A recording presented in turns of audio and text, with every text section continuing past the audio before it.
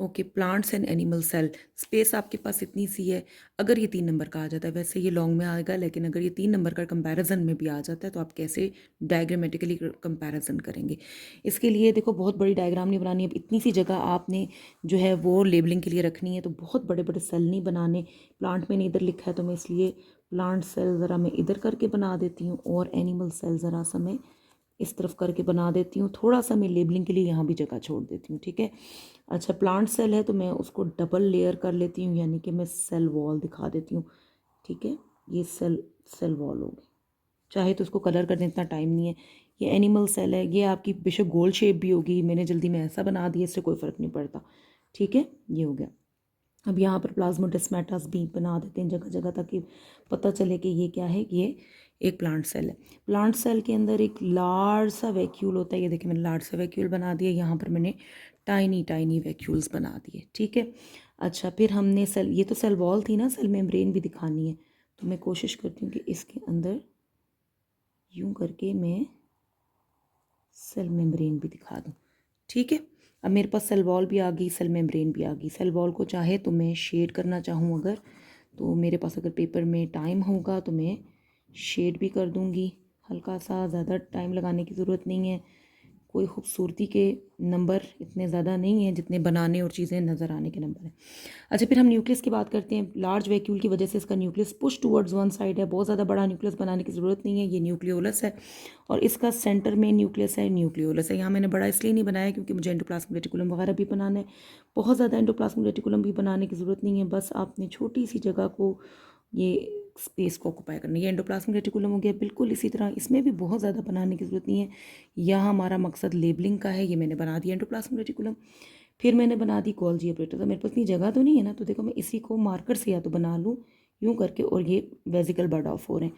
बिल्कुल इसी तरह मैंने ये बनाए और ये वेजिकल बर्ड ऑफ हो रहे हैं, ठीक हो गया। अच्छा, फिर इसके अलावा माइटोकॉन्ड्रिया है। ये देखें, ये माइटोकॉन्ड्रिया है, ठीक है। यहाँ भी माइटोकॉन्ड्रिया है। हमें वो चीज़ें स्पेशली बनानी है और सामने बनानी है जो डिफरेंसेस हैं, जस्ट लाइक क्लोरोप्लास्ट, ठीक है। डबल मेम्ब्रेन ऑर्गेनेल है तो इसको डबल ऐसे कर लेंगे। नंबर इसका 2 से 3 भी बना सकते हैं, इतनी जगह नहीं है तो मैंने 2 ही बना दी। यहाँ क्लोरोप्लास्ट एब्सेंट है, ठीक हो गया। यहाँ क्या मौजूद है, सेंट्रियोल्स। मेरे पास सेंट्रियोल बनाने की तो जगह नहीं है ना, तो मैं जस्ट चिन्ना मुन्ना सा ये छोटा सा सेंट्रियोल बना देती हूँ, ठीक है। ठीक है, याद रहे सेंट्रियोल हमने कैसे बनाने होते हैं, यूँ करके आपने यूँ करके बनाने होते हैं। ये छोटा सा मैंने बना दिया सेंट्रियोल, ठीक हो गया।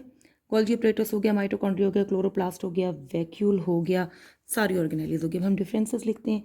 यहाँ पर है सेल वॉल, फिर है सेल मेम्ब्रेन, ये रही सेल मेम्ब्रेन। देखो यहाँ पर मैंने लेबल नहीं इसको किया। ये है